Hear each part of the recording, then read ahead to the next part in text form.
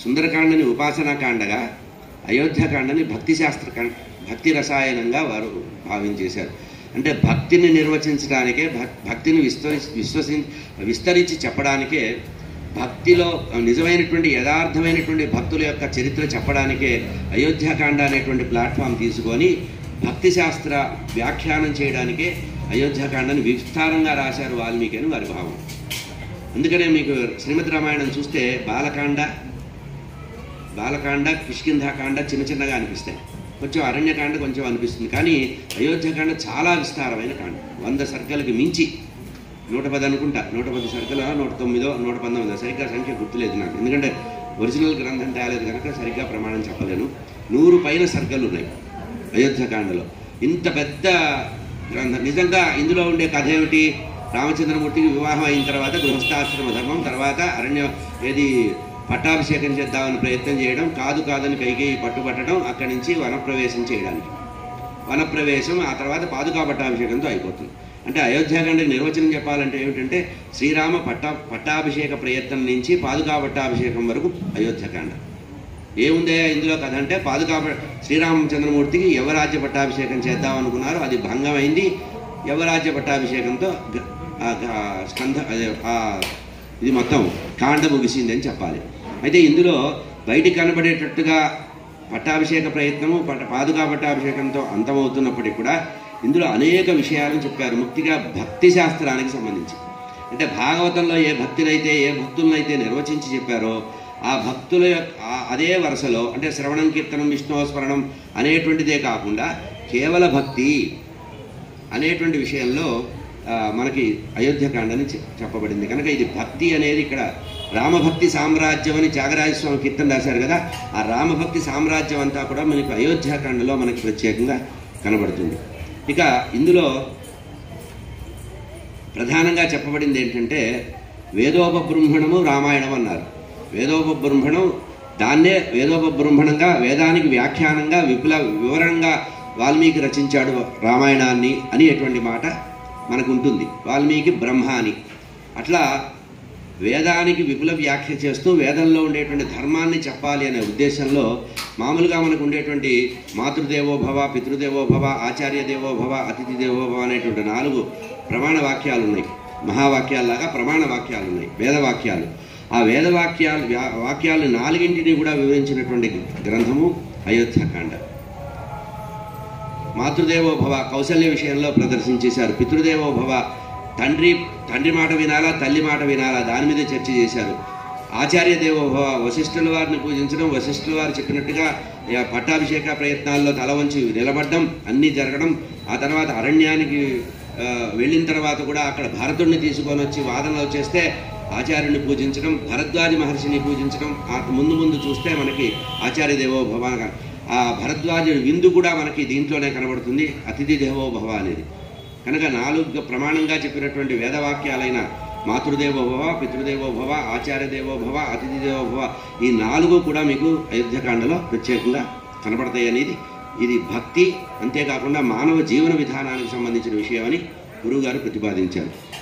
ఈ అయోధ్యకాండ వ్యాఖ్యానం రాస్తూ కూడా వారు ప్రత్యేకంగా అనుకున్నది ఏంటంటే, ఒకటి భక్తి నిర్వచనము, భక్తుల యొక్క విభాగం. ఆ తర్వాత భాగవతం ఏం చెప్పింది, చతుర్విధ భజంతే మాం, భగవద్గీతలో చెప్పిన దానికి 4 భక్తుల గురించి భాగవతం చెప్పింది. భగవద్గీతలో చెప్పారుగా చతుర్విధ భజంతే మాం. కానీ ఆ మార్గంలోకి వెళ్లకుండా భక్తి పరంపర, భక్తికి సంబంధించినటువంటి పరంపరని వివరిస్తూ భక్తుడు, భగవంతుడు, భక్తుడు, భగవద్భక్తుడు, భగవద్భక్తుడు అనేటువంటి సిద్ధాంతాన్ని కూడా, అంటే మనకు విశిష్టాద్వైత సంప్రదాయంలో ఏదైతే దాస సంప్రదాయం ఉందో దాన్ని కూడా ఇక్కడ ప్లాట్ఫామ్గా పెట్టుకొని అయోధ్యకాండకు సంబంధించిన విషయాన్ని వివరించడం జరిగింది. ఇక ఇంకొక ప్రధానమైన తాత్పర్యం ఏంటంటే రామచంద్రమూర్తిలో ఉండేటువంటి ధర్మాన్ని ఇక్కడ స్థాపించారు.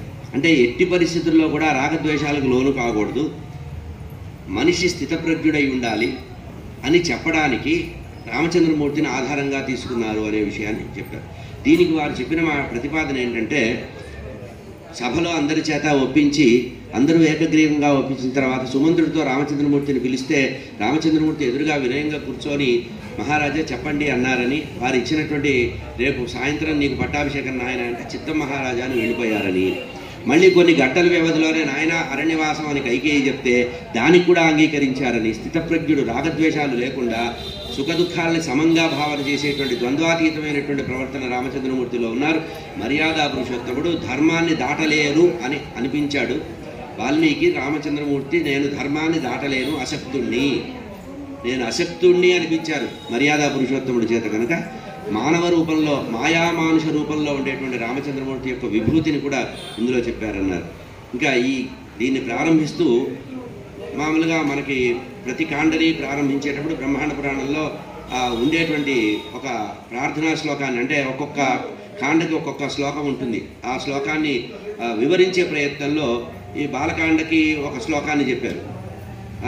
రామచంద్రమూర్తికి సంబంధించిన విభూతి అన్నీ కూడా రామచంద్రమూర్తికి సంబంధించే ఉంటాయి. దానిలో మొట్టమొదటిగా బాలకాండకి చెప్పినటువంటి ప్రార్థనా శ్లోకం తర్వాత రెండవ శ్లోకం మనకి అయోధ్యకాండలో కనబడుతుంది. అయితే ఇది కూడా వ్యాఖ్యానానికి ఉపయోగించేటట్టుగా ఉంటుంది. అంటే రామాయణానికి సంబంధించి మనం కాండల్ని కనుక అధ్యయనం చేసేటప్పుడు ఇది కనబడుతుంది.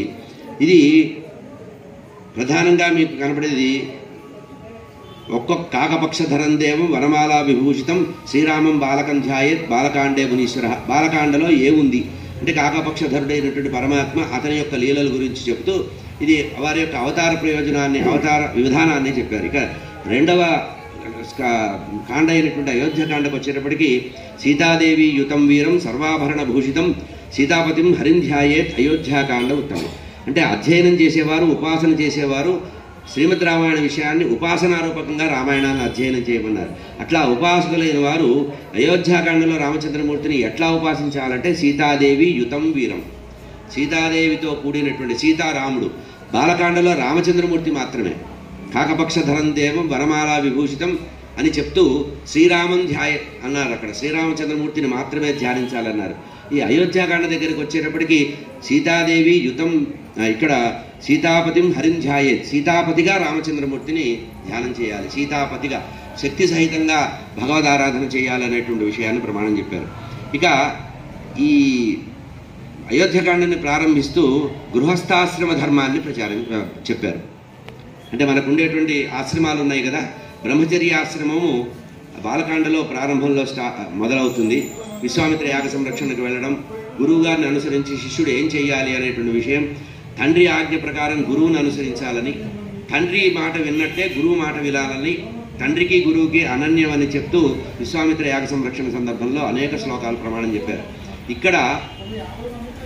ఇక్కడికి వచ్చేటప్పటికి ప్రధానంగా గృహస్థాశ్రమ ధర్మాన్ని నిర్వచిస్తూ ప్రథమ 2 సర్గలు రామచంద్రమూర్తి యొక్క గుణాలను విస్తరిస్తూ చెప్పారు. మనకు రామచంద్రమూర్తి యొక్క గుణ విస్తారం గురించి 3 సందర్భాల్లో 4 సందర్భాల్లో మనకు కనబడుతుంది.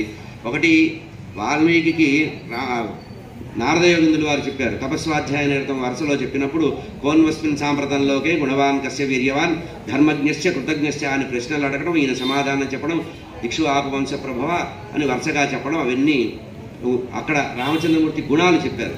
మళ్ళీ అయోధ్యకాండలోకి వచ్చేటప్పటికి రామచంద్రమూర్తి యొక్క గుణాలు పౌర జానపదం చెప్పినట్టుగా మనకు వివరించారు.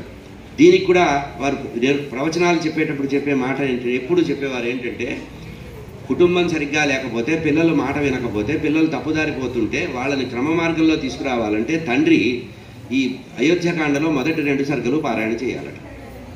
అంటే పిల్లలు సక్రమమైన మార్గానికి వస్తారు. ఎందుకు? రామచంద్రమూర్తి యొక్క గుణాన్ని, రామచంద్రమూర్తి యొక్క ప్రవర్తనను ఎవరైతే గానం చేస్తారో వారి కుటుంబాల్లో పిల్లలు చెడుదారి వెళ్లకుండా మళ్ళీ క్రమంలోకి వస్తారనేది వారు చెప్తూ ఉండేవారు.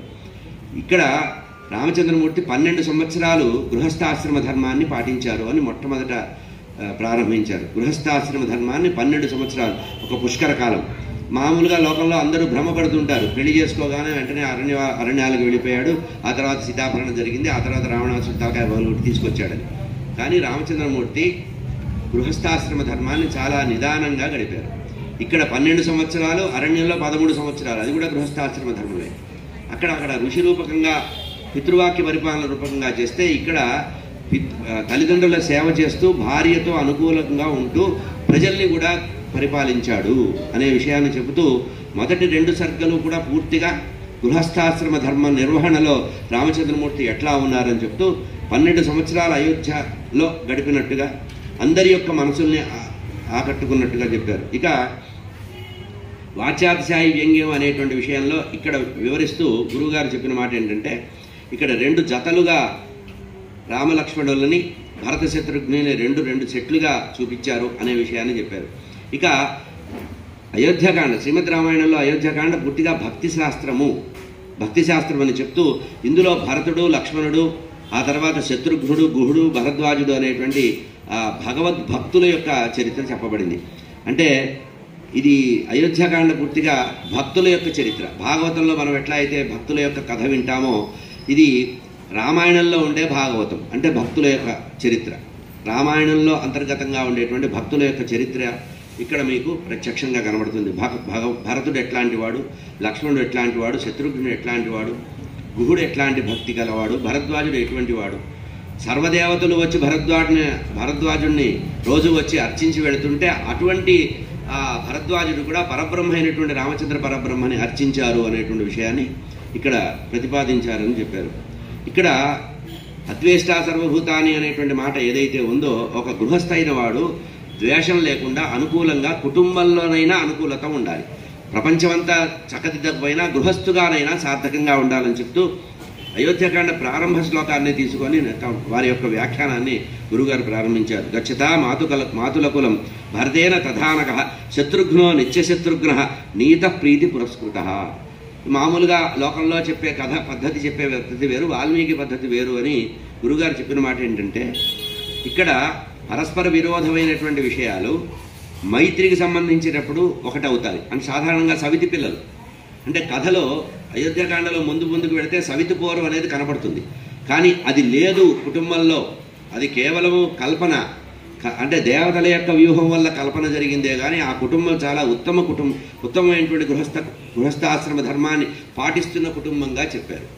దీనికి ఏం చెప్తున్నారు, మాతుల కులం అంటే మేనమామ ఇంటికి వెళుతున్నటువంటి భరతుల వారు భరతేన తథానఘ పాపరహితుడైనటువంటి పరమపుణ్యాత్ముడైనటువంటి భరతుడు వెళుతూ శత్రుఘ్నో నిత్యశత్రుఘ్న నీత ప్రీతి పురస్కృత అని, నీత ప్రీతి పురస్కృత వెంట ఎట్లా తీసుకెళ్ళాడంటే ప్రేమగా తీసుకెళ్ళాట. ప్రేమగా తీసుకెళ్లేటప్పుడు సాధారణంగా ఇక్కడ 3 తల్లులు ఉన్నారు, 4 సంతానం ఉన్నారు. ఇక్కడ భరతుడు వెళుతూ ఎవరిని తీసుకెళ్ళాట, సవితి తల్లి కుమారుని వెంట తీసుకెళ్ళాట. ఏమన్నా ఫార్మాలిటీగా తీసుకెళ్ళాడంటే కాదు, నీత ప్రీతి పురస్కృత అని ఇక్కడ ప్రత్యేకంగా చెప్పారు. శత్రుఘ్నుడిని అమితమైన ప్రేమతో భరతుడు చేయి పట్టి తీసుకెళ్ళాడు అని. సరే, పాయస విభాగ విషయంలో ఈ విషయాన్ని గురుగారు వర్ణించారు. 4 పిల్లలు 2గా ఎందుకు మారారు అంటే, ఇద్దరిద్దరుగా 2 సెట్లుగా ఎందుకు మారారంటే, పాయస ప్రధానంలో పాయస విభాగంలోకి వచ్చేటప్పటికి రామచంద్రమూర్తి, లక్ష్మణ కౌసల్యాదేవికి ఇచ్చినటువంటి పాయస భాగంలో సుమిత్రాదేవికి ఇచ్చిన భాగంలో లక్ష్మణుడు జన్మించాడని, అదేవిధంగా భరతుడి భాగంలో నుంచి శత్రుఘ్నుడికి కైకేయికి వచ్చిన దాంట్లో భాగంగా మన సుమిత్రకు వచ్చిన భాగంలో వచ్చిందని చెప్పారు కనుక ఆ పాయస విభాగం వల్లనే వాళ్ళ యొక్క మైత్రి కూడా కలిసి ఉంది అనే విషయం చెప్పారు. ఇక ఇక్కడ చెప్తూ ఇందాక మనం చేసినట్టుగా అంటే కుటుంబంలో ఎట్లా ఉండాలంటే అన్యోన్యంగా ఉండాలి సోదరులు అని చెప్పడానికి ఇక్కడ కుటుంబ ధర్మాన్ని కూడా వాల్మీకి చెప్పారు అనే విషయాన్ని భరతుడు శత్రుఘ్నుడిని తీసుకెళ్లటం అని చెప్పారు. ఇక శత్రుఘ్నుడు ఎట్లాంటి వాడు అంటే నిత్యశత్రుఘ్న అనేటువంటి విషయాన్ని విశేషంగా వాడారు అని చెప్తూ ఇక్కడ పాపరహితుడైనటువంటి భరతుడు నిత్యశత్రుఘ్నుడైనటువంటి శత్రుఘ్నుడిని వెంట తీసుకెళ్లాడు. ఎట్లా తీసుకెళ్లాడంటే ప్రీతి పురస్కరంగా తీసుకెళ్లాడు అనే విషయం.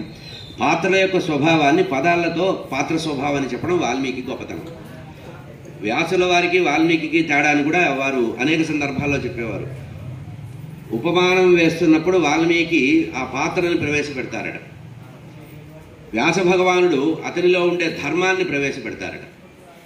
వ్యాస భగవానుడు పాత్ర ప్రవేశం ఎట్లా ఉంటుందంటే ఆ వ్యక్తిలో ఉండే ధర్మాన్ని పరిచయం చేస్తూ పాత్రను ప్రవేశపెడతారట. కానీ ఇక్కడ వారిలో ఉండేటువంటి గుణాలని చెప్పడం అనేది ఇక్కడ ధర్మము గుణము రెండింటికి తేడా. ఎందుకంటే గుణ ప్రశంస ఎక్కువగా ఉంటుంది శ్రీమద్ రామాయణంలో. గుణ ప్రశంస ఎందుకంటే గుణశ్రేష్ఠుడు గుణగరిష్ఠుడైనటువంటి రామచంద్రమూర్తి యొక్క చరిత్ర రాశారు కనుక సర్వత్రా గుణాలనే భావన చేస్తారు.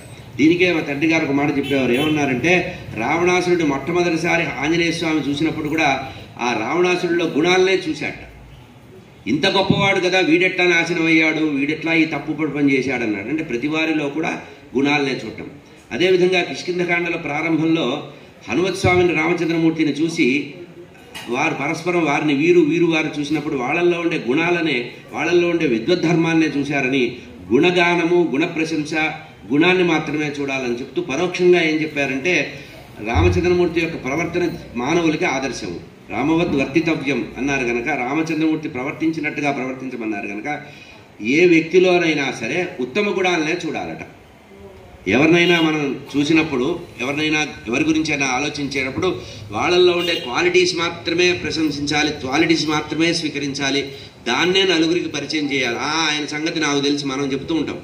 ఎవరినైనా పరిచయం చేస్తే ఒకసారి ఫార్మాలిటీగా నవ్వేసి వారు వెళ్ళిపోయిన తర్వాత వీరి సంగతి తెలుసా, వీరి ఫ్లాష్ బ్యాక్ అని చెప్తూ ఉంటాం. మనం గుణగానం మాత్రమే చేయాలి, గుణగ్రహణ మాత్రమే చేయాలి అనేటువంటి విషయాన్ని ఇక్కడ చెప్పారు. ఇక భక్తి శాస్త్రానికి దగ్గరికి వచ్చేటప్పటికి భాగవత ధర్మాన్ని చెప్తూ, భక్తి శాస్త్రం యొక్క స్వారస్యం అంతా కూడా శ్రీమద్ రామాయణంలో వాల్మీకి మహర్షి చెప్పారు. అయోధ్యకాండ ప్లాట్ఫామ్గా తీసుకోనని 4 పాత్రలను తీసుకొని, మొదటి పాత్ర భగవంతుడిగా రామచంద్రమూర్తిని, భక్తుడిగా భరతుడిని, భక్తుడిగా లక్ష్మణస్వామిని, భగవద్భక్తుడిగా భరతుడిని, భగవద్భక్త భక్తుడిగా శత్రుఘ్నుడిని తీసుకున్నారని ఇక్కడ వివరించి చెప్పారు.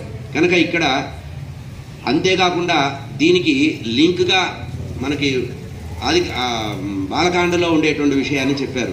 అక్కడ పేర్లు పెట్టినప్పుడు ఎవరికి ఏ పేరు ఎందుకు పెట్టారు అంటే, రామ సత్యపరాక్రమ, లక్ష్మణో లక్ష్మీ సంపన్న, ఆ తర్వాత లక్ష్మణ శుభలక్షణ, భరతో భక్తిభరిత, శత్రుఘ్నో నిత్య శత్రుఘ్న అనేటువంటి లక్షణాల్ని అక్కడ సూచనప్రాయంగా చెప్పి ఇక్కడ ప్రవర్తన రూపకంగా నిరూపించారు అనేటువంటి విషయాన్ని చెప్పారు. ముఖ్యంగా ద్వేషం లేకుండా ఉండాలి, కుటుంబాల్లో వ్యక్తులు ద్వేషం లేకుండా రాగద్వేషాలకు అతీతంగా అన్యోన్యంగా ఉండాలన్నట్టుగా వీళ్ళని చెప్పారన్నారు. ఇక భక్తి సంప్రదాయాన్ని గురించి నిర్వచిస్తూ నారద భక్తి సూత్రాల్లో ఉండేటువంటి ఒక సూత్రాన్ని తీసుకొని ఈ సందర్భంలో గురుగారు వ్యాఖ్యానించారు. తస్మిన్ తజ్జనే భేదాభావాత్.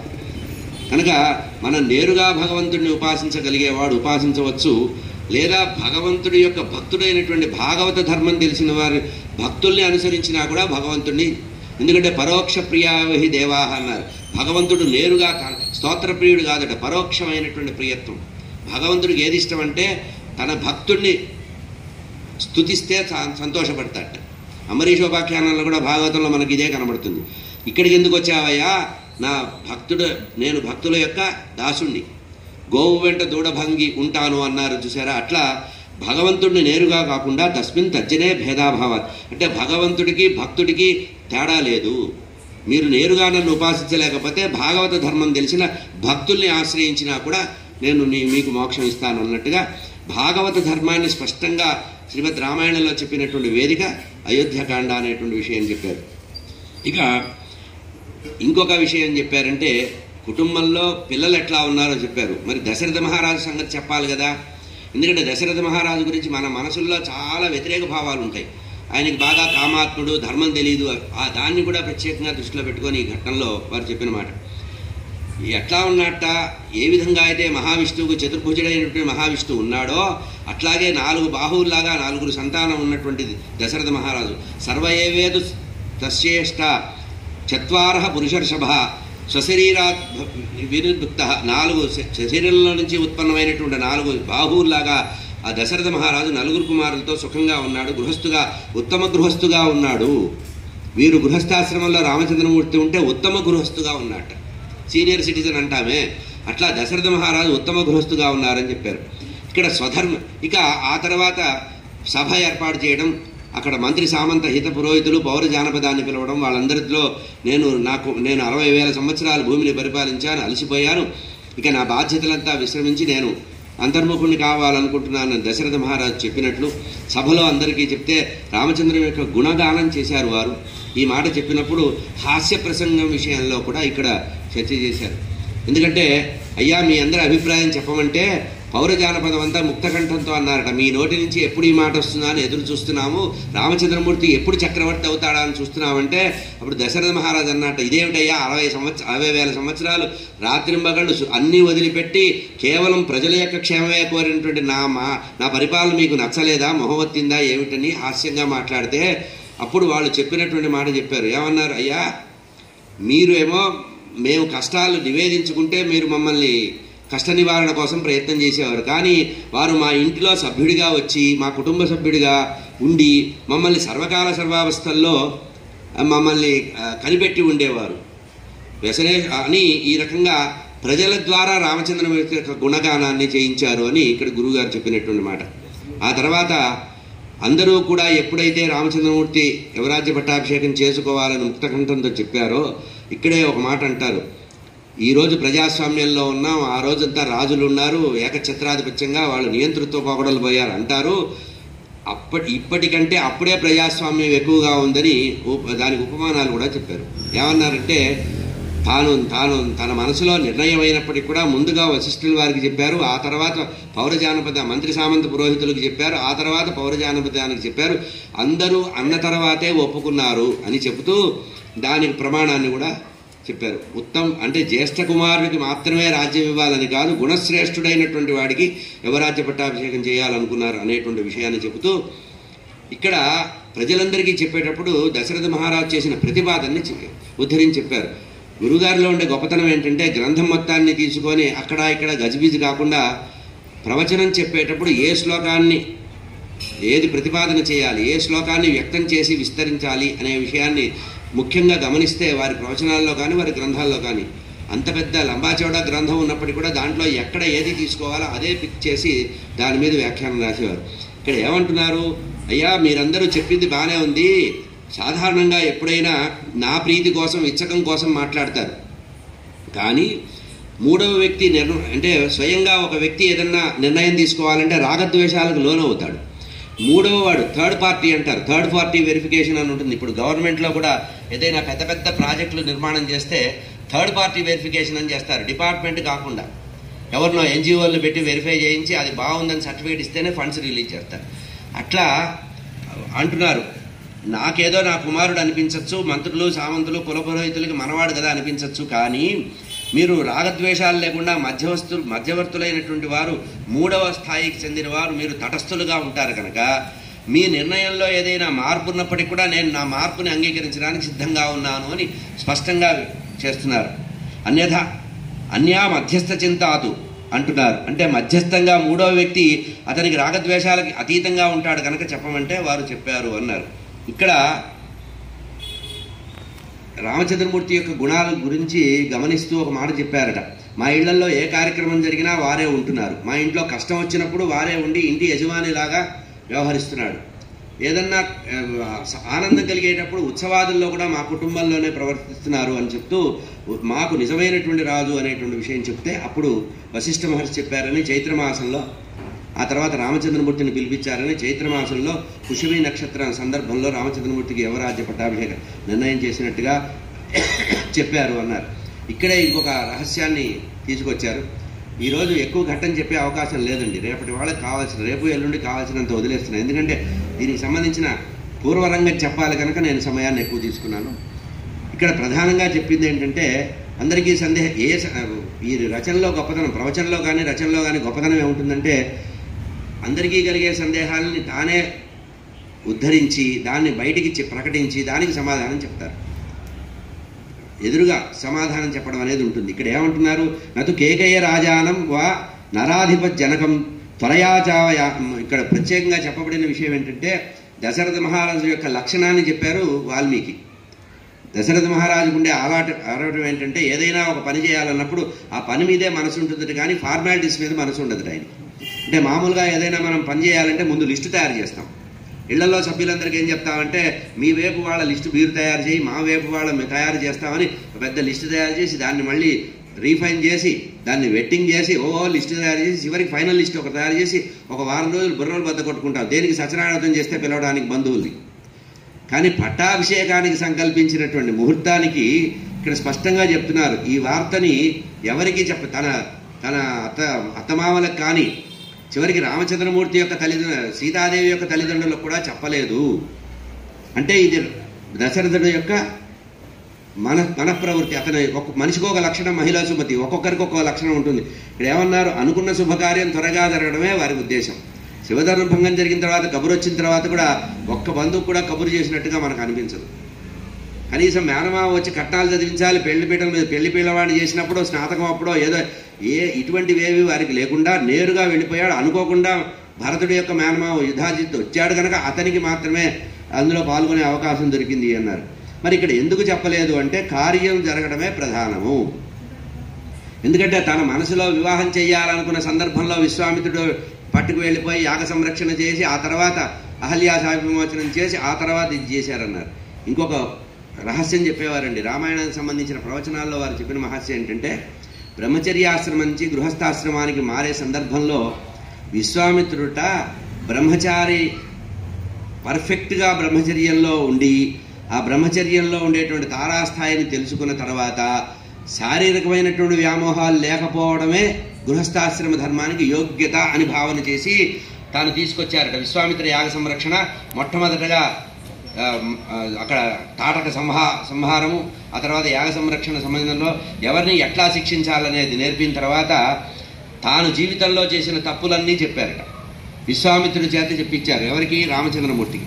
అంటే బ్రహ్మచర్యంలో ఉండేటువంటి రామచంద్రమూర్తికి, రామలక్ష్మణులకి పాణిగ్రహణానికి ముందు, వివాహం చేసుకోవడానికి ముందే బ్రహ్మచారిగా ఉండే వ్యక్తి కానీ ఒక వ్యక్తి కానీ జీవితంలో పతనం ఎట్లా అవుతారు, మేనకాదేవి ద్వారా తాను ఎట్లా బాధపడ్డాడు, ఎట్లా పతనం అయ్యాడు, ఇవన్నీ చెప్పి గంగావతరణ కథ చెప్పి ఆ తర్వాత సుబ్రహ్మణ్య స్వామి ఉత్పత్తి చెప్పి శాప స్వామిలో ఉండే కఠినమైన బ్రహ్మచర్య స్థితి చెప్పి ఆ తర్వాత ఏం చేశారట, అహల్యాశాప విమోచనం కూడా చెప్పారు. ఇన్ని చెప్పిన తర్వాత అహల్యాశాప విమోచనం కలిగించారు. ఇన్ని చెప్పిన తర్వాత అప్పుడు ఉత్తమ బ్రహ్మచారి, ఇతనికి ఇంకా వివాహ యోగ్యత ఉంది అంటే శారీరకమైన, అంటే ఇంద్రుడి పాత్ర చెప్పారు, విశ్వామిత్రుడి యొక్క పతనావస్థ చెప్పారు, వశిష్ఠుడితో ఉండే ద్వేషం చెప్పారు. ఇవన్నీ చెప్పిన తర్వాత కుటుంబం కోసం ఎంత సాహసం చేయాలి, రాజ్యాన్ని అన్నీ వదిలిపెట్టి భగీరథుడి కథ చెప్పారు. అంటే ఒక వ్యక్తి కుటుంబం కోసం ఎంత త్యాగం చేయాలి జీవితంలో అనే విషయానికి అయోధ్యకాండలో ఇక్కడ ప్రాతిపదికగా చెప్పారు. కుటుంబ ధర్మం ఎట్లా ఉండాలి, కుటుంబ ధర్మం ఎట్లా ఉండాలని ప్రత్యేకంగా తీసుకున్నటువంటి ఘట్టంగా ఇది వారు చెప్పిన విషయం. ఇక ఆ తర్వాత పిల్లవాడిని, కుమారుడిని మళ్ళీ ఏకాంతంగా పిలిచారని రామచంద్రమూర్తిని పిలిచి, నాయన నువ్వు వశిష్ఠులు వారు చెప్పినట్టుగా పద్ధతులన్నీ ఆచరించు, ఎందుకంటే రేపు రాజ్య పట్టాభిషేకం చేసుకునేవాడు ఈరోజు ఏం చేయాలి అనే విషయం చెప్పారని, తర్వాత ప్రజల యొక్క కష్టనిష్ఠూరాలు బాగా తెలిసి ఆకలి దప్పుల్ని కూడా ఎట్లా ఉంటాయో తెలుసుకున్నవాడు రాజు అయితేనే ఉత్తమంగా ప్రజల్ని పరిపాలిస్తారు అని. మనవాళ్ళు కిందటి రోజు పెద్ద పార్టీ చేసుకొని ఆ తర్వాత మర్నాడు పదవి స్వీకార ప్రమాణం చేస్తారు జనాల మద్దతు కట్టుకొని. కానీ ఇక్కడ వశిష్ఠులు వారు చెప్పినది తూచా తప్పకుండా పాటించాట. ఇద్దరు భార్యాభర్తలు స్నానం చేసి ఆ తర్వాత విష్ణుమూర్తి యొక్క ఆరాధన చేశారట, మహావిష్ణు ఆరాధన చేశారు. ఎందుకు? ఆత్మానం మానుషం మన్యే రామం దశరథాత్మజం కదా, ఇది రామచంద్రమూర్తి 1-2 సార్లు. అందుకనే ఇక్కడ స్పష్టంగా చెప్పారు, ఇక్కడ రామచంద్రమూర్తి మర్యాదా పురుషోత్తముడు, మానవుడే, దశరథాత్మజుడని. ఇక్కడ ఈ ఘట్టంలో చెప్పిన మాట ఏంటంటే, ఆ రోజు వశిష్ఠుల వారు చెప్పిన దాని ప్రకారం ఆ రాత్రి, ఆ సాయంత్రం పూట సూర్యాస్తమయం అయిన తర్వాత స్నానం చేసి మహావిష్ణు ఆరాధన చేశారట. ఎవరు? రామచంద్రమూర్తి సీతాదేవితో కూర్చొని మహావిష్ణు ఆరాధన చేశారు. మరి ఈయనే స్వయంగా రామనారాయణుడు అయితే ఆయన నారాయణమూర్తిని ఎక్కడ చేస్తాడు అంటే, ఆత్మానం మానుషం మన్యే, వాల్మీకి హృదయం ఇది. కనుక ఆ రోజు మహావిష్ణు ఆరాధన చేసి ఉపవసించి జలం మాత్రమే తీసుకొని దర్భలు పరుచుకొని నిద్రించారట, బ్రహ్మచర్యం చేశారు. అంటే ఏమిటి? కష్టం అనుభవించగలిగిన వాడే రేపు ప్రజల యొక్క కష్టనిష్ఠురాలు తెలుసుకుంటారు అని. ఇక్కడ ఉన్నమాటను ఉన్నట్టుగా దశరథ మహారాజు రామచంద్రమూర్తిగా చెప్పారు. చాలా బోళా మనిషిగా కనబడతాడు. మీకు భారతంలో ధృతరాష్ట్రుడు ఎంత వంచితుడు, ఎంత కుటిలుడో, ఇక్కడ దశరథుడు అంత బ్రాడ్ మైండ్. నాయన ఎందుకు చెప్తున్నానంటే, త్వరగా చేసుకోవాలరా, ముహూర్తం సమయం లేదు, నాకు దైవజ్ఞులు అవస్తబ్ధంచమే రామ నక్షత్రం దారుణై గ్రహై ఆవేదయంతి దైవజ్ఞా సూర్య అంగారక రాహుభి అని చెప్పారు. ఇయా జాతకం చూసి క్రూరమైనటువంటి గ్రహులు సూర్యుడు, అంగారకుడు, రాహు అనేటువంటి 3 గ్రహాలు బాగా ఉగ్రంగా ఉన్నాయి నా విషయంలో, నా జాతకంలో. దైవజ్ఞులు ఈ సమయంలో నాకు మారకం కూడా రావచ్చు అని చెప్పారు. కనుక భావి సూచన బాగాలేదు కనుక నేను తొందరపడుతున్నాను అన్నారు.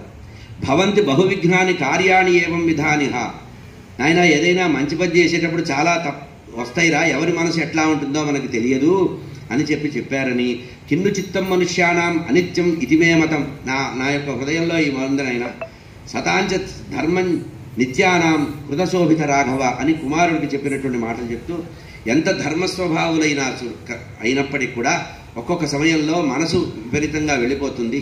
మన ఏవ మనుష్యానాం కారణం బంధమోక్షయో అన్నారు కనుక మనుషుల యొక్క చంచలమైనటువంటి మనస్సు ఏ రకంగానైనా కూడా, ఎంత పరిశుద్ధులైనా కూడా ఒక్కొక్కసారి తప్పులు చేస్తారు నాయన.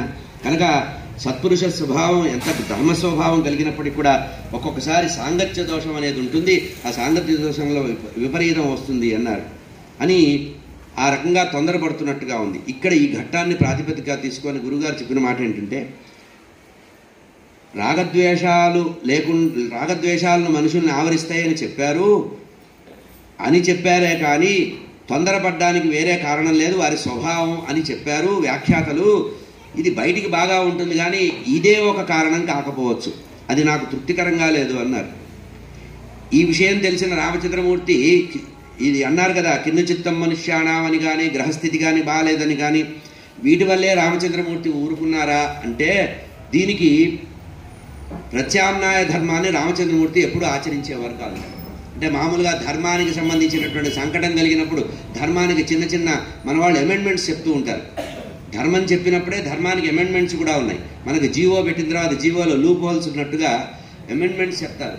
ఈ అమెండ్మెంట్స్తో మనం సమాధానం చెప్పుకొని వ్యాఖ్యాతలు చెప్పినట్టుగా దశరథ మహారాజు ఏం చేశాడు అన్నదానికి ప్రత్యామ్నాయ ధర్మాన్ని ఒకవేళ దశరథుడు చేసినా దాన్ని రామచంద్రమూర్తి మనసు అంగీకరించదు అని చెబుతూ ఇక్కడ దీనికి ఒక ప్రమాణం చెప్పారు. అనేక పురాణాల నుంచి తీసుకున్నారు. శివపురాణంలో ఉండేటువంటి వాయు సంహిత, ఇక్కడ శివపురాణంలో ఉమా సంహిత అనేటువంటి దాన్ని ఆధారం తీసుకొని ఒక మాట చెప్పారు.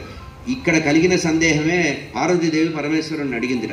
ఏమని అడిగిందంటే, అయ్యా బాగానే ఉంది, రామచంద్రమూర్తికి దశరథ మహారాజు చెప్పి తొందర పెట్టాడు అన్నారే, ఇది రామచంద్రమూర్తి ఒప్పుకోవటం నాకు ఎంత నచ్చలేదు అన్నట్టుగా ఉందిట. పార్వతీదేవి సందేహం కలిగింది అందుట. అంటే పార్వతీ సందేశం మన సందేహమే. తల్లి భర్త దగ్గరికి వెళ్ళి అడుగుతుంది అంటే తన సందేహంగా అడుగుతుంది పిల్లల గురించి. అట్లాగే రామచంద్రమూర్తి గురించి అడిగితే వివాహ సమయే రాజ్ఞ ప్రతిజ్ఞాతం ఇదం శృణు అంటే అక్కడ కేకయ్య రాజుకి వివాహ సమయంలో ప్రతిజ్ఞ ఇచ్చారు, మాట ఇచ్చారు కదా, నీకు కైకేయికి పుట్టబోయే సంతానానికే రాజ్యాధికారం ఇస్తానన్నారు. దాన్ని తప్పించుకోవడానికే ఇది చేశారు. అంటే వివాహ సమయే రాజ్ఞ ప్రతిజ్ఞాతం ఇదం శృణు పట్టాభిషేక సమయే భవేయం స్మారితో యది, ప్రత్యేకమైన పదం వాడారని చెప్పి శివపురాణంలో ఉమా సంహిత తీసుకొని వివాహ సమయంలో దశరథ మహారాజు ఏ ప్రతిజ్ఞ చెప్పబడిందో ఆ ప్రతిజ్ఞలో ఒక మాట ఉందట. ఏమని? పట్టాభిషేక సమయంలో ఒకవేళ నీకు కావాలని అప్పటికి కూడా ఈ కోరిక మిగిలి ఉంటే, ఎందుకంటే వివాహ సమయంలో సంతానమే లేదు దశరథ మహారాజుకి. కౌసల్యాదేవిని వివాహం చేసుకున్న తర్వాత సంతానం కలగకపోతే సుమిత్రాదేవిని వివాహం చేసుకున్నారు, ఆమెకు కూడా సంతానం కలగకపోతే కైకేయిని వివాహం చేసుకున్నారు. కనుక ఇక్కడ అప్పటికి సంతానం లేదు కనుక ఆమె కోరిక అప్పటికి చెల్లుబాటు అవుతుంది. మనం ఏదైనా ఒక ప్రామిసరీ నోట్ రాసుకున్నా, ఏదైనా అగ్రిమెంట్ రాసుకున్నా ఆనాటి పరిస్థితుల అనుకూలం బట్టే ఉంటుంది. ఇప్పుడు మనం ఇన్సూరెన్స్ చేసినా కూడా న్యాచురల్ కలామిటీ అనే క్లాజ్ లేకపోతే ఒక పైసా ఇవ్వడు వాడు. వరదలు వచ్చి కొట్టుకుపోయింది అయ్యా నాకు అంటే ఆ క్లాజ్ లేకపోతే ఇన్సూరెన్స్ డబ్బులు వెనక్కి ఇవ్వడు. అట్లాగే ఇక్కడ చెప్తున్నారనమాట, వివాహ సమయంలో దశరథ మహారాజు కేకయ్య మహారాజుకు ప్రతిజ్ఞ చేసిన మాట యథార్థం.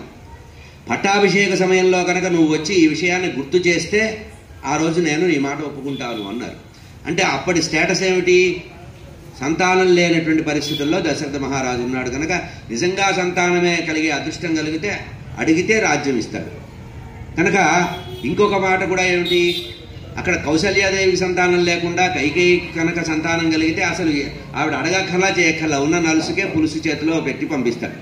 కానీ ఇక్కడ పరిస్థితి ఏమిటి? రామచంద్రమూర్తి జననం జరిగింది, భరతుడు తర్వాత కలిగాడు కనుక ఇక్కడ ఆ రోజు ప్రతిజ్ఞ విషయంలో చెప్పారు కనుక సంతానం లేకపోతే కైకేయికి వరం అనే మాటే ఉండదు, నేరుగా కైకేయి సంతానానికి రాజ్యం ఇచ్చే అవకాశం ఉంటుంది.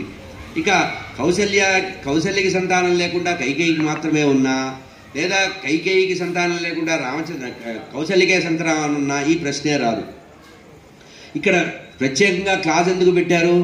స్మారితో యది, ఒకవేళ నువ్వు అప్పుడు గుర్తు చేసినప్పుడైతే కనుక ఇక్కడ గుర్తు చేయడం జరగలేదు. అది కాదండి, ఈయన చెప్పనప్పుడు ఆయనకి ఎట్లా గుర్తొస్తుంది, ఈయన ఏమైనా ప్రకటించాడా అంటే కాదు. పిల్లవాడికి వివాహమై గృహస్థాశ్రమంలోకి వచ్చిన తర్వాత మరి పెళ్ళి అయిన తర్వాతేగా వేరు భాగాలు చేసేది, భాగాలు పంచుకునేది పిల్లలకు పెళ్ళిళ్ళు అయ్యినట్టుగా. పోనీ ఒక పెళ్ళి అయ్యి ఇంకో పెళ్లి కాకపోతే కాదు, నలుగురికి పెళ్ళిళ్ళు అయినాయి. నలుగురు పిల్లలు గృహస్థులు అయిన తర్వాత ఈ రోజు కాకపోతే ఇంకో రోజైనా పెళ్లి పట్టాభిషేకం జరుగుతుందిగా, రాజ్యాన్ని వదిలిపెడతాడుగా ముసలాయన. కనుక ఆ మాట అడగలేదు అంటే అసలు ఆ కోరికే కైకేయి రాజు జయించాడు. పోనీ ఆయన గుర్తు లేకపోయినా ఆయనకి తెలియదు అనుకుందాం. కనుక అని ఇక్కడ ప్రభావం చెప్తూ కేకేయ రాజు అప్పటికే తృప్తి పొందేశాడు. ఏది, వీరికి సంతానం కలగడం, అందరికీ సంతానం కలగడం కనుక ఆ విషయం. అయితే దీనికి ఇంకొక రహస్యం ఉంది. మళ్ళీ ఇంకొక ప్రశ్న కల్పించుకొని దానికి సమాధానం చెప్తున్నారు గురువుగారు. ఏమంటున్నారంటే, అయోధ్యకాండలోనే చివరిలో భరతుడు వచ్చి సపరివారంగా వశిష్ఠ మహర్షి రాజమాతలతో వచ్చి, అయ్యా నువ్వు రాజ్యానికి రా, నీదే రాజ్యము, నీకు వరం కోరిన కైకేయి వచ్చి ఇక్కడే ఉంది, ఆ వరం ఇచ్చినటువంటి తండ్రి గారు లేనేలేరు, నువ్వు తండ్రి మాట ప్రకారం అరణ్యవాసానికి వచ్చేసావు, అయిపోయింది, ఇప్పుడు మళ్ళీ వెనక్కి రావయ్యా అంటే అప్పుడు ఒక మాట చెప్తున్నారు, పిచ్చివాడా ఎంతసేపటికి మీ తల్లిని నిందిస్తున్నావు, మీ తల్లి చాలా ఉపకారం చేసిందయ్యా, యథార్థంగా మీ తాతగారే కోరుంటే శాశ్వతంగా నీకే రాజ్యం వచ్చేది, కానీ మీ తల్లి కేవలం 14 సంవత్సరాలకే రాజ్యం కోరడం అనేది ఆమె యొక్క హృదయ సంస్కారం, ఇది హృదయ విశాలత అని చెప్పారు కదా. మరి ఈ విషయం కూడా తెలిసిన రామచంద్రమూర్తి ఎట్లా ఒప్పుకున్నారు అంటే, సాధారణంగా ఎప్పుడైనా ఏదైనా ఒక ప్రతిపాదన చేసేటప్పుడు ఆ సందర్భానికి తగినట్టుగా చెప్తారు, సపోర్టుగా చెప్పే మాటలు. అంటే 14 సంవత్సరాలైనా వచ్చేస్తాను, ఇంకెందుకు నా మాట మీద నన్ను నిలబడమన్న అని చెప్పడం. కనుక ఇక్కడ తొందరపడ్డం కానీ భయపడ్డం కానీ సహజ ప్రవృత్తిగా ఉండేటువంటి దశరథ మహారాజులో ఉండేటువంటి విషయంగా చెప్పారు. ఇక ఇక్కడే అది అంటే సమయం లేదు కనుక కొంచెం ముందుకు పరిగెత్తుతున్నాం. మంధర యొక్క పాత్ర గురించి కూడా రామాయణంలో చెప్పినప్పుడు మంధర విషయంలో ఒక విలన్ క్యారెక్టర్గా మనం తీసుకుంటాం. అటు కైకేయిని ఇటు మంధర్ని మనం విలన్గా తీసుకునే అలవాటు ఉంది మనకు. ప్రత్యేకంగా మామూలుగా మనకు ఎవరి పట్ల అయితే అనురాగం ఉంటుందో వాళ్ళ విషయంలో అన్నిగా భావిస్తాం, ఇతరుల విషయంలో శత్రుత్వం భావిస్తాం. ఇక్కడ మంధర విషయంలో ప్రతిపాదిస్తూ మంధర గురించి ఎక్కువగా వాల్మీకి రామాయణంలో లేదు అని చెప్తూ పాత్ర ప్రవేశం చెప్పారు. జ్ఞాతిదాసి యథోజాత కైకేయ్యాతు సహోషిత ప్రసాదం చంద్రసంకాశం ఆరురోహ ఎదుర్ఛయ. అయ్యా పెళ్లి చేసినప్పుడు పెళ్లి వెంట ఆరణి అని ఇస్తారు, సారే ఇచ్చినట్టుగా దాస పరివారాన్ని ఇస్తారు. అట్లా వచ్చిన పరివారంలో ఈవిడు కూడా ఒకటి అనే విషయం చెప్తూ ఈవిడికి ప్రత్యేకమైన స్టేటస్ కానీ ఈమె మాట చెల్లుబాటు కావడం కానీ లేదు. అంటే ఎప్పుడూ కూడా మంధర మాట ఏమి వింటుందనేటువంటి ఫ్లాష్ బ్యాక్ లేదు. ఆ రోజు వరకు ఆ క్షణం వరకు కూడా మంధర మాటకి కానీ మంధర యొక్క పాత్ర కానీ ఎక్కడ ఎక్కువగా లేదు. కానీ ఎందుకు వచ్చిందంటే దానికి పద్మపురాణంలో ప్రమాణం తీసుకొని వాల్మీకి నేరుగా చెప్పలేదు. వాల్మీకి అనవసరమైన విషయాలు జోలికి వెళ్ళరు. మీకు అగస్త్య భ్రాత గురించి కూడా వాల్మీకి చెప్పరు. మనం అధ్యాత్మ రామాయణం వెతికితే కానీ అగస్త్య భ్రాత ఎవరో దొరకరు. అంటే అప్రస్తుతమైన విషయాలు అసందర్భ విషయాలు చెప్పకుండా ఇక్కడ మంధర జ్ఞాతిదాసి అని మాత్రమే చెప్పారు. కనుక ఆ రకంగా ఆమె గురించి వదిలేస్తే ఇక్కడ పద్మపురాణంలో ఉండేటువంటి విషయాన్ని చెప్పారు. మంధరా నామ కార్యార్థం అప్సరా ప్రేషితాసురై దాసీ కాచన కైకేయ దత్తా కేకయ భూభృత అనేటువంటి విషయాన్ని చెప్పారు. అంటే అర్థం ఏంటంటే దేవతలందరూ ఒక సమావేశం ఏర్పాటు చేసుకున్నారట. మనం ఇంత పట్టుకొని పుత్రకామేశ యాగం చేసే సందర్భంలో దేవతలందరూ సర్వసభ్య సమావేశం ఏర్పాటు చేసుకొని అందులో ముఖ్య అతిథిగా నారాయణమూర్తిని పిలిచి విష్ణుమూర్తిని, అయ్యా భూభారం పెరిగిపోతాం, దుర్మార్గులు పెరిగిపోయారు, రావణాసుడి యొక్క దుష్ట కార్యాలన్నీ పెరుగుతున్నాయంటే నేను వచ్చేస్తాను, ఇగో దశరథ మహారాజు యాగం చేస్తున్నాడు కదా, ఇందులోనే నేను వస్తానని చెప్పారు కదా, రావణ సంహారం కోసమే వస్తానన్నారు కదా, ఇప్పుడేమో పెద్ద మనిషి ముహూర్తం పెడితే రేపు పొద్దున పట్టాభిషేకం అంటే ఓకే అని వెళ్ళిపోయాడు, మరి ఇదేమిటని వాళ్ళు బాధపడి అప్పుడు ఒక వ్యూహం పన్నారట. ఏమిటి? ఒక అప్సరస అంటే అంతకుముందు మంధరాలో అప్సరస శక్తిని అసలు కొన్ని పురాణాల్లో ఎట్లా ఉందంటే అసలు సరస్వతీదేవే నేరుగా ఆవిడలో ప్రవేశించిందని. కానీ ఇక్కడ ఏం చెప్పారంటే మంధరా నామ కార్యార్థం అప్సరా ప్రేషితాసురై దాసీ ఇది దేవకార్యం కోసం ఆమెని భూమి మీదకి పంపారని. దాసీ కాచన కైకేయ దత్తా కేకయ ఒకానొక దాసి, కాచన దాసి అంటే ఒకానొక దాసి, ఆమెకుండే 100 కొద్ది పరివారంలో ఒకానొక దాసిని మాత్రమే ఆశ్రయించారు. రాక్షస వధ రావణ వధ రూపకమైనటువంటి ధర్మ సంస్థాపన చేయడానికి దేవకార్య నిమిత్తంగా వాళ్ళందరూ కూడా దేవతలు ఒక అప్సరసని మంధర రూపంలో తయారు చేసి పంపించారట. ఆ పంపించినప్పుడు ఆమె నాలుక మీద సరస్వతీదేవి నిలబడిందట కొంచెం సేపు. సరస్వతీదేవి ఆమె జిహ్వాగ్రంలో ఉండిపోయి ఆ మాట చెప్పించిందట.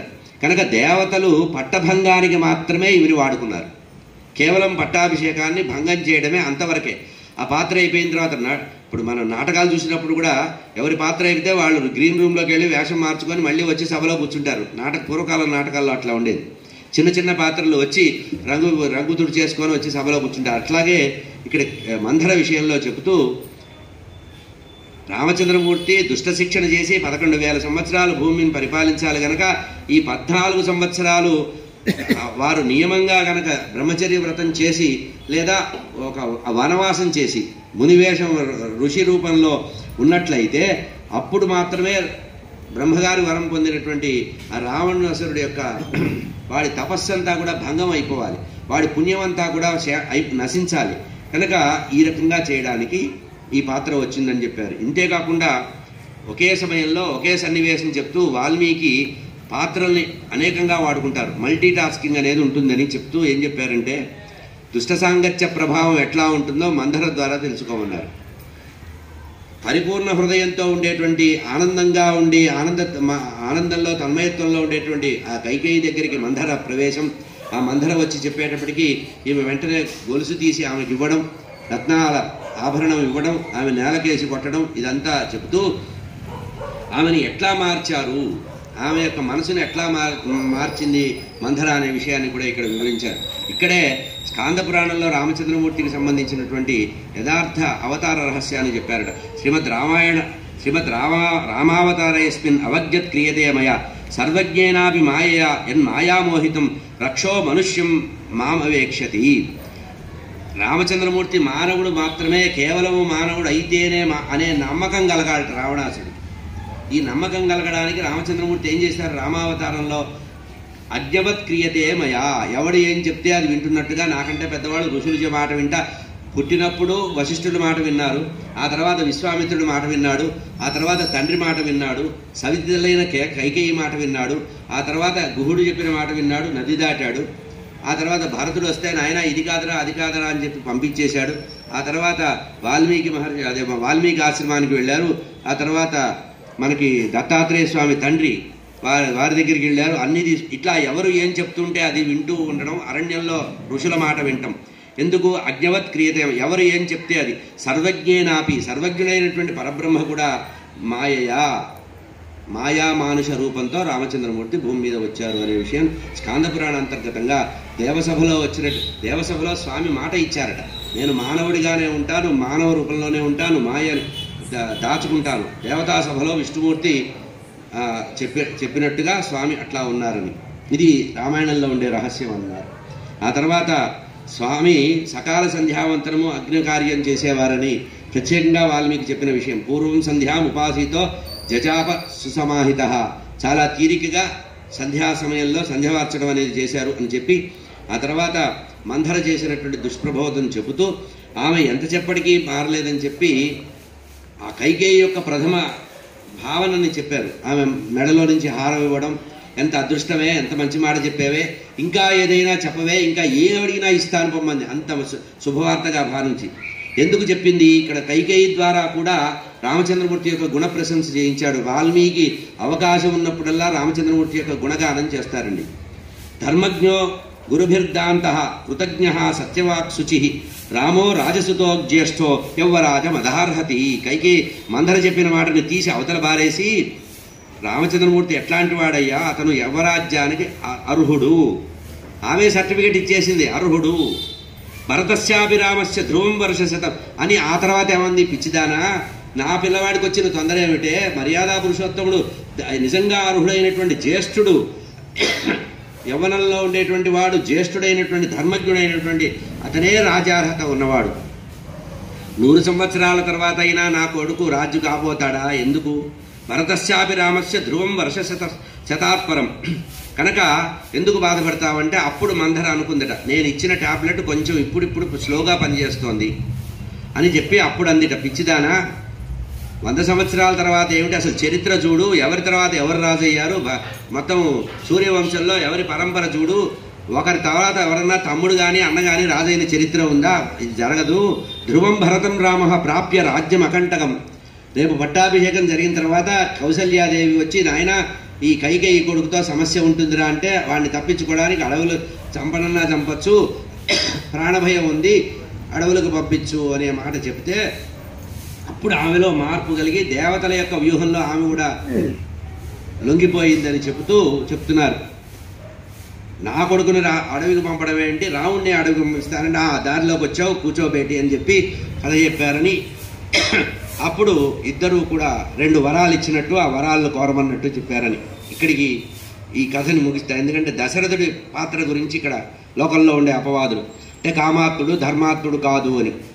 ఇక్కడ మామూలుగా భాగవతంలో ఒక మాట చెప్పారు. కృష్ణ పరమాత్మ జన్మించేటప్పుడు మధురానగరంలో చెరసాలలో ఏమన్నారు? బాలభావము బ్రహ్మభావము 2 భావాలు కలిగి ఉండండి, అప్పుడే మీకు ముక్తి. కానీ ఇక్కడ పుత్రప్రేమ మమకారం అనేది బాగా రంగరించి ఉండడం వల్ల అది కొంచెం ఆలస్యమైంది. దశరథ మహారాజు 2 ప్రాణంట. 1 కైకేయి, 2 రామచంద్రమూర్తి. ఈ 2 సమంగా ఆయన మనసులో ఉన్నారట. ఆయన మనసులో ప్రేమపూర్వకంగా 2 ఉన్నారట. 2 ఉన్నప్పటికీ కూడా 2 ప్రేమలు పరస్పరం పోటీ పడ్డప్పుడు ఏది మిగలవుతుందంటే పరబ్రహ్మ ప్రేమ, భగవంతుడి మీద ప్రేమ మిగలాలి, ప్రాపంచికమైనటువంటి దేహ సంబంధమైన ప్రేమ వెళ్ళిపోవాలి.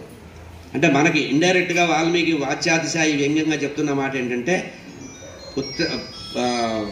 మనకుండేటువంటి పుత్ర ప్రేమ మమకారం కానీ పుత్ర దారాదులు ధనాదుల మీద ఉండే ప్రేమ కంటే దైవం మీద ధర్మం మీద ప్రేమ ఉండాలి. అట్లా ఉన్నవాడే సద్గతి పొందుతాడు అని చెబుతూ ఇక్కడ చెప్తున్నారు, వరుసగా చెప్తున్నారు అన్నాడు. ఆమెలో ఉండేటువంటి ఆమె ఎట్లా బంధించిందట? సత్యవాక్యేన, వాక్యము అనేటువంటి రజ్జువుతో బంధించిందట. ధర్మపాసేన. దశరథ మహారాజు కామాత్ముడై బంధించబడలేదు, ధర్మము ఇచ్చిన మాట తప్పకూడదని మాత్రమే తాను బంధితుడయ్యాడన్నారు. వాంగ్మాత్రేణ తథారాజా కేకేయ్య స్వవసే కృత. ఎందుకు ఆమెకి లొంగిపోయాడంటే వాంగ్మాత్రేణ, ఇచ్చిన మాట కోసం కట్టుబడి ఉన్నాడు. అంటే ఇక్కడ కూడా ఏం చెప్పారంటే సర్వకాల సర్వావస్థల్లో తొందరపడకూడదు, ఎవరికైనా ఒక మాట ఇచ్చేటప్పుడు జాగ్రత్త వహించాలనే విషయం కూడా ఇక్కడ చెప్పారు. ఇక్కడ ఆధ్యాత్మ భావన ఆలోచిస్తే లోకంలో వ్యవహారికమైంది, ఆధ్యాత్మికంగా ఆలోచిస్తే 2 ప్రేమ వస్తువులు ఉంటే ఆ 2 ప్రేమ వస్తువుల్లో ఈ మమకారానికి సంబంధించిన విషయం కాకుండా భగవత్ సంబంధమైన విషయంలో ఉంటే రామచంద్రమూర్తి యొక్క ప్రేమ కైకేయి ప్రేమ ముందు ఉన్నతంగా నిలిచిందట. ఈమె ప్రేమ కొట్టుకుపోయిందట. 2 ప్రేమలు కలిగితే శ్రీరామ స్వరూపమే ఆయన మనసులో నిలబడిపోయిందట. అందుకనే మనిషి శరీరం వదిలేటప్పుడు ఈ పుత్ర ప్రేమ మమకారాలు కానీ బాంధవ్య మమకారాలు కానీ ఉండకుండా భగవత్ సంబంధమైనటువంటి మమకారాన్ని పెట్టుకోవాలి అని ఇక్కడ రామచంద్రమూర్తి దశరథ మహారాజు యొక్క శరీరం వదిలే ముందు ఆయన మనసులో పరిపూర్ణంగా ఎవరున్నారంటే రామచంద్రమూర్తి ఉన్నారు. రామయేవ పరం దైవం రామయేవ పరంగతి అన్నట్టుగా ఉన్నారని. అనురాగము భక్తికి ఆటంకం కాకూడదు. మనకుండేటువంటి అరిషడ్ వర్గాలు జయించిన తర్వాత నాకు ఇంకా ఏమీ లేవండి అంటూనే ఉంటాం మనం. ఎక్కడో ఆస్ట్రేలియాలో ఉన్నవాడికి చిన్నగా జ్వరం వచ్చిందంటే ఇక్కడ మనం వెంటనే గుడికి వచ్చి టెంకాయ కొట్టేసి మొక్కేస్తాం, ప్రదక్షిణాలు చేస్తామని. ఎక్కడ వాడు నలుసు అక్కడ రాత్రి, ఇక్కడ పగలు, ఇక్కడ పగలు, అక్కడ రాత్రి. అయినా సరే వాడికి జ్వరం వచ్చిందంటే మనం భగవంతుడి దగ్గరికి వస్తాం. అట్లా కాకుండా దశరథుడి మనసులో అప్పుడు ఏముందట, అంతవరకు 2 వస్తువులు ఉంటే ఆ ఒక వస్తువు కొట్టివేయబడి సమూలంగా వెళ్ళిపోయిందట. అంటే రామచంద్రమూర్తి కంటే ముందే ప్రేమాస్పదమైనటువంటి కైకేయి ఉంది, కానీ ఆ కైకేయి కొట్టివేయబడి రామచంద్రమూర్తి యొక్క ఇదే ఉంది అన్నారు. దీన్ని భక్తి శాస్త్రంలో నారద భక్తి సూత్రాల్లో చెప్పబడినటువంటి దాంట్లో వాత్సల్య భక్తికి దశరథ మహారాజుని ప్రామాణికంగా తీసుకోవాలన్నారు. మళ్ళీ ఇక్కడి నుంచి యశోదాదేవి దగ్గరికి భాగవతంలో వెళితే కానీ వాత్సల్య భక్తి కనబడదు. కనుక ఈ వాత్సల్య భక్తి అనురాగ భక్తి కంటే వాత్సల్య భక్తి చాలా గొప్పది కనుక అని చెప్తూ ఇక్కడ మధుసూదన సరస్వతి స్వామి వారి భక్తి రసాయనం అనేటువంటి దాంట్లో ఉండేటువంటి విషయాన్ని కూడా మనసు అనేది లక్క వంటిదని, అది భక్తి అనేటువంటి వెచ్చ చేయడం వల్ల అది కరుగుతుందని ఆ రకంగా చెప్తూ స్వభావ సిద్ధంగా మనిషి యొక్క జీవితం చాలా కఠినంగా ఉంటుందని, భక్తి వచ్చిన తర్వాత ఈ కామక్రోధాదులు అనేటువంటి అరిషడ్ వర్గాలు పక్కకు వెళ్ళిపోతాయని, భగవత్పరమైనటువంటి చిత్తము ఏకాగ్రంగా వస్తుందని చెప్పి విషయధ్యాన పరిపూర్ణుడైనటువంటి ఆ దశరథ మహారాజు పరిపూర్ణంగా పరబ్రహ్మ మీదనే మనసు పెట్టుకున్నాడని, ప్రతివారు కూడా యాంతే గతి సా గతి అని చెప్పబడింది. అంటే అంత్యకాలంలో మనం ఏది మనసులో పెట్టుకుంటామో అదే మనకి ప్రాప్తిస్తుంది. జడభరతుడు, భాగవతంలో జడభరతుడి కథ.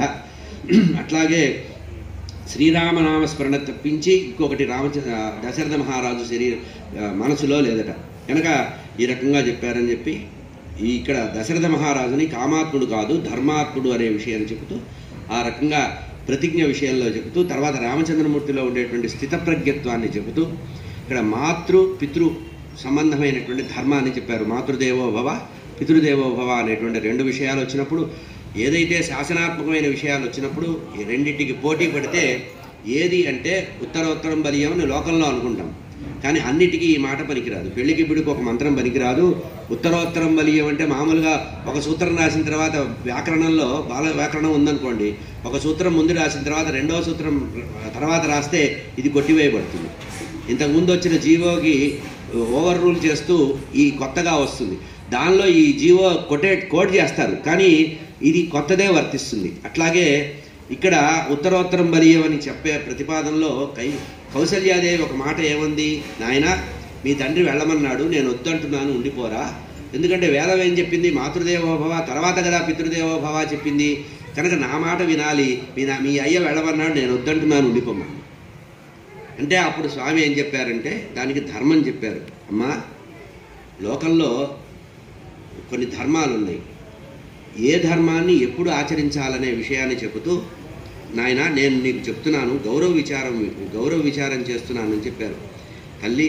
తండ్రి తల్లి ఇద్దరూ కూడా పూజనీయులే, కానీ ఇక్కడ చిన్న భేదం ఉంది. వేదం చెప్పింది ఏంటంటే శుశ్రూష చేసే సేవా విషయంలో తల్లి మాట, ఆజ్ఞాపాలనలో తండ్రి మాట వినాలని ఉంది. మాతృదేవోభవ అంటే సేవాపరంగా.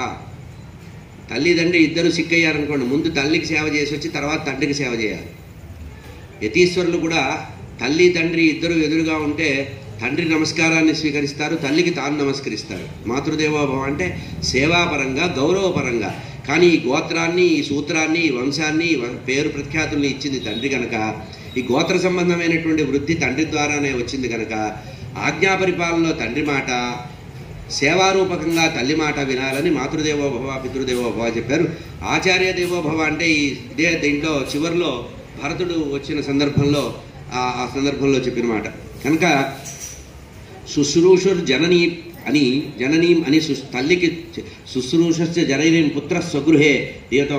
అప్పుడు ఈమె ఇంకొక ప్రతిపాదన చేసింది, నాయన తండ్రి వెళ్ళమన్నాడు, నీకు రాజ్యం వద్దని కదా రెండవ వరం, రాజ్యం భరతుడికే ఇవ్వు, నువ్వు నా అంతఃపురంలో తలదాచుకో, 14 సంవత్సరాలు హాయిగా నన్ను సేవిస్తూ ఉండమంటుంది. అప్పుడు అంటారు, తల్లి ఇది ఏమి లాభం లేదు, తండ్రి ఇచ్చినటువంటి శాసనాన్ని నేను వక్రంగా అమలుపరచలేను, నేరుగానే పరిస్తాను అంటే ఆమె అంటుంది, సరే నేను కూడా వచ్చేస్తాను నీతో పాటు నాయన, రేపటి నుంచి ఇక్కడ సవితిపోరు పడలేను. అంటే భర్త ఉండగా భార్య పిల్లల యొక్క మాట విని కానీ పిల్లల వెంట వెళ్ళటం కానీ చేయకూడదు. భర్త జీవించున్నంత కాలము వనప్రాణం ఉండే వరకు కూడా గృహస్థుగా ఉండాలి. ఇది ధర్మము, స్త్రీలకు ధర్మం అని చెప్పి తల్లికి కూడా వేదంలో ఉండేటువంటి వేదవాక్యాలకు సమన్వయం చెప్పారు. ఆ తర్వాత లక్ష్మణస్వామి చంపేస్తాను, పొడిచేస్తాను, తండ్రిని చెరసాలలో పెట్టేస్తాను, ఎవడొస్తాడో చూస్తాను, ఖడ్గం తీస్తే, నాయన సంస్కృత్య పితృవాక్యం, నాయన తండ్రి మాట అర్థం చేసుకోరా, ఎవరైనా సరే ధర్మం ప్రధానం కనుక తండ్రి ఇచ్చినది ధర్మమే అని ఒక మాట చెప్పారండి. ఇక్కడ తండ్రిని తిడుతున్నారు, ఆమెమో భర్తని తిడుతోంది. యథార్థంగా ఒకటి గుర్తుపెట్టుకోండి, నిన్నటి రోజున నా తండ్రి నన్ను పిలిచి ఏం చెప్పాడు, నాయనా నిన్ను రాజ్యం చేస్తున్నాను రా అన్నాడు. అంటే రాజును చేయగలిగిన అధికారం ఉన్నటువంటి నా తండ్రికి నన్ను వనాలకు పంపించే అధికారం ఎందుకు ఉండదు, ఆ హక్కు ఉన్నవాడు ఈ హక్కు కూడా దారే కదా అని ఇంకొక ప్రమాణం చెప్పారు. చాలా అద్భుతమైన ప్రమాణం ఇది. ఏమంటారంటే, అమ్మా నాస్తి శక్తి పితృవాక్యం, నేను తండ్రి మాటను జవదాటలేను తల్లి, నా అశక్తత నాస్తి శక్తం పితృవాక్యం.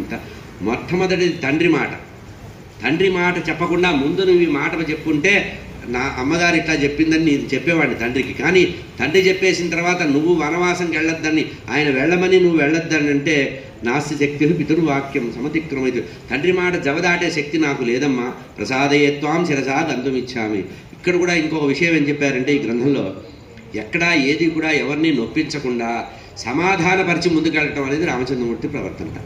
ప్రతి చోట కూడా ఎక్కడైనా మొత్తం రామాయణంలో గమనించండి, రామచంద్రమూర్తి ప్రవర్తన ఎట్లా ఉంటుందంటే చివరికి విభీషణ శరణాగతి దగ్గర కూడా తలా ఒక మాట చెప్పి అసలు ఈ విభీషణుని యాక్సెప్ట్ చేయొద్దు, పంపించే అంటే అందరి మాటలు విని చివరికి హనుమత్ స్వామిని అడిగి హనుమత్ స్వామి ద్వారా తన హృదయంలో ఉండే విషయమే ఉపాసకుడైన హనుమత్ స్వామి చెప్పేటప్పటికీ ఈ వాక్యం నాకు నచ్చిందంటారు. అంటే యజమాని అయినవాడు అందరి మాటలు వినాలి, అందరి దగ్గర విషయాలు తెలుసుకోవాలి, తర్వాత తన నిర్ణయాన్ని తాను రిజర్వ్ చేసి ఉంచుకోవాలి, తర్వాత ఆచరించాలి. తన నిర్ణయం కూడా ధర్మ ప్రతిపాదికంగా ఉండి ధర్మమూలం అయితేనే ఆచరించాలని ఎంతమంది ఎన్నిగా అడ్డుకున్నప్పటికీ కూడా ధర్మం మీద కదలకుండా స్థిరంగా నిలబడ్డటువంటి మర్యాదా పురుషోత్తముడు అనేటువంటి విషయం చెబుతూ ఇక్కడ అనేక ప్రమాణాలతో తల్లికి చెప్పారు. ధర్మార్థ కామా కల్తాతలోకే సమీక్షితా ధర్మ ఫలోదయేషు తేతత్ర సర్వేషు అసంశయమ్యే భార్యేవశ్య అభిగాపత్ర. ఇది ఇక్కడ ఎట్లా సేవించే పద్ధతి గురించి చెప్పారండి. ఎట్లా సేవించాలి అని చెప్పి ప్రజలు ఎట్లా, ఇంకొక మాట ఏం చెప్పారంటే, అమ్మ నీకు నాకు ప్రజలకి అందరికీ కూడా రాజు ప్రభు కనుక ఇక్కడ తల్లి తండ్రి వావి వరసలు నువ్వు చెప్తున్నావు, ఇది లిమిటెడ్. తండ్రి నన్ను పిలిచి ఎక్కడ చెప్పారు నీకు రాజ్యం ఇస్తున్నాను, పట్టాభిషేకం చేస్తున్నాను ఎక్కడ చెప్పారు? చక్రవర్తి సింహాసనంలో కూర్చొని ఒక పౌరుడికి చెప్పినట్టుగా రాజభవనంలో చెప్పారు. అక్కడ చెప్పినప్పుడు తండ్రిగా చెప్పిన మాట కాదు, అది రాజుగా చెప్పారు. కనుక రాజు అయినటువంటి వాడు నాకు ఎంత అధికారో నీకు లక్ష్మణస్వామికి కూడా ఆయన అధికారి, మనం ప్రజలం కింద లెక్క. కనుక చక్రవర్తి అయినటువంటి ప్రభువు యొక్క మాట వినాలి, కనుక నువ్వు ఇంకా నన్ను అనుమతించు తల్లి, క్షణంలో వచ్చేస్తాను అని చెప్పడం అనేది అంటే బుజ్జగించి ధర్మం చెబుతూ నీతి వచనాలతో సానుకూలంగా మనుషుల్ని మార్చుకోవడం. మీకు భారత పాత్రలకి రామాయణ పాత్రల్లో రామచంద్రమూర్తికి తేడా అదే కనబడుతుంది. ఎక్కడా బలవంతం ఉండదు, ఎక్కడా కూడా. యుద్ధకాండలో రావణాసుడు ఎదురుగా యుద్ధానికి వచ్చి మొత్తం బాణం వెళ్ళిపోయి సారథి వెళ్ళిపోయి ఆ రథం కూలిపోయి అన్నీ జరిగితే రావణాసుడి నుంచి మిస్టర్ ఇక్కడికి రా, రేపు చక్కగా మంచి ముహూర్తం చూసుకొని చక్కటి ఆయుధాలు ఏర్పాటు చేసుకొని మంచి సారథం తీసుకొని మంచి గుర్రాలు మంచి ఆయుధాలు అన్నీ తీసుకొని మంచి సమయంలో వచ్చి యుద్ధం చేయవయ్యా, ఈరోజు ఇంటికి వెళ్ళమన్నాడు. అంటే ప్రతి విషయంలో కూడా తొట్టుపాటు లేకుండా తొందర లేకుండా ధర్మం తప్పకుండా ధర్మానికే ప్రాధాన్యం ఇచ్చేటువంటి ప్రధానం కనుక ఇంకా మహాభారతంలో ఉండే విషయాన్ని కూడా ఇక్కడ గురుగారు చెప్పిన మాట, పితురాజ్ఞ పరోధర్మ స్వధర్మో మాతృరక్షణం. ఇప్పుడు సమాజంలో అందరూ బాగా ఇళ్లలో గోడల మీద రాసి పెట్టుకోవాల్సిన మాట ఇది. ఏమంటున్నారు? పితురాజ్ఞ పరోధర్మ స్వధర్మో మాతృరక్షణం. మానవుడికి ఉండే ప్రాథమిక ధర్మం ఏంటంటే తండ్రి యొక్క ఆజ్ఞ పరిపాలించడం, తల్లిని సేవించటం. ఇది మనం ఉల్టా చేస్తాం. తల్లి మాట వింటాం, ఇచ్చడానికి తండ్రిని సేవిస్తున్నట్టుగా నటిస్తాం. మీ నాయనకి ఏం తెలియదురా నాయన, ఆయన పాతకాలం మనిషి, ఆయనకి ఏమీ తెలియదు, ఆయన చాదస్తం ఎక్కువ అని తల్లులు పైకి మాట్లాడే రోజులు వచ్చినాయి. ఇక్కడ భారతంలో ఉండే విషయాన్ని ఈ సందర్భంలో పితురాజ్ఞా పరోధర్మ స్వధర్మో మాతృరక్షణం అని చెప్తూ అనవజ్ఞాపితురు ధారణ విషయంలో చెప్తూ చెప్పారన్నమాట. తండ్రి ఆజ్ఞ పరిపాలించడమే పరమధర్మం అని వేదోపబ్రహ్మమైనటువంటి విషయాన్ని వేదవేద్యుడైనటువంటి ఆ పరమాత్మ గురించి చెబుతూ వాల్మీకి మహర్షి చెప్పినటువంటి ప్రమాణం కనుక తల్లిని సేవించడం ముఖ్యం. అందుకనే మా తండ్రి గారు నాకు చాలాసార్లు గుర్తు వస్తుంటుంది. మొట్టమొదట నెల ఉద్యోగంలో చేరి చిన్న జీతంగా వచ్చిన రోజుల్లో జీతం తీసుకొని ఆ తండ్రి దగ్గరికి వెళ్ళి ఇస్తే, పిచ్చివాడివా ఏంటి తల్లికి ఇచ్చిరా అన్నారు. అమ్మ దగ్గరికి వెళ్ళి, అమ్మ ఏమిటిది, నాన్నగారు నీకు ఇమ్మనంటే, పిచ్చివాడా నాన్నగారు అట్లే అంటారా అంటే ఈ రెండు వైపులా నేను పడలేను, నాన్న నీకు ఇమ్మన్నాడు తీసుకోమన్నా. వెంటనే అమ్మ తీసుకెళ్ళి నాన్న చేతిలో పెట్టింది. అంటే రామచంద్రమూర్తి యొక్క అనుష్ఠాన బలం అన్నమాట. కనుక సమాజం ఆరోగ్యంగా ఉండాలంటే పితృ ఆజ్ఞ పరిపాలించడం, మాతృసేవ చేయడం. మాతృసేవ చేయడం అంటే ఏదో అమెరికాలో ఉండి రోజు వీడియో కాల్ చేసి మాట్లాడడం కాదు. సర్వకాల సర్వావస్థల్లో తల్లిదండ్రులు సేవించాలి. ఆ తల్లిదండ్రులు సేవించే పద్ధతి ఎట్లా ఉండాలని చెప్పారు. ఇందుకే దశరథ మహారాజు యుద్ధం అంతా అయిపోయిన తర్వాత ఇంద్రుడి దగ్గర పర్మిషన్ తీసుకొని అవుట్ పాస్ తీసుకొని వచ్చాడు. ఎక్కడ సముద్ర తీరానికి వచ్చి రామచంద్రమూర్తితో చెప్పారు, నాయన ఆ రోజు నువ్వు అరణ్యవాసానికి వెళ్తానంటే చాలా బాధపడి ప్రాణం వదిలేశారా, నేను బతికుంటే బాగుండేదన్నట్టుగా ఆయన ప్రవర్తిస్తారు. నువ్వు నా రుణం తీర్చుకున్నావురా, నేను నా వాక్కుని పాటించి నా మాటని సత్యం చేశావురా అన్న.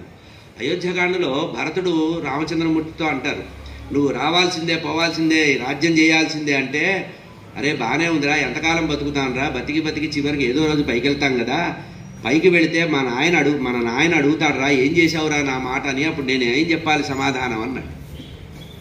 మన తండ్రి స్వర్గంలోకి వెళ్ళిన తర్వాత నన్ను అడిగితే నేను ఇచ్చిన మాట ఏం చేసావురా అంటే ఏం సమాధానం చెప్పాలరా అంటాడు. అంటే సర్వకాల సర్వావస్థల్లో చూసినా చూడకపోయినా గమనించినా గమనించకపోయినా తల్లిదండ్రుల యొక్క ఆరాధన చాలా గొప్పది. మాతృదేవోభవ చాలా గొప్పది.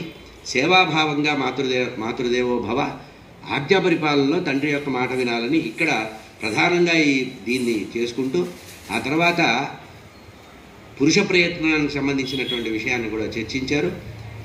ఇది ప్రథమ రంగంగా అయోధ్యాకాండకు సంబంధించిన విషయం. రేపు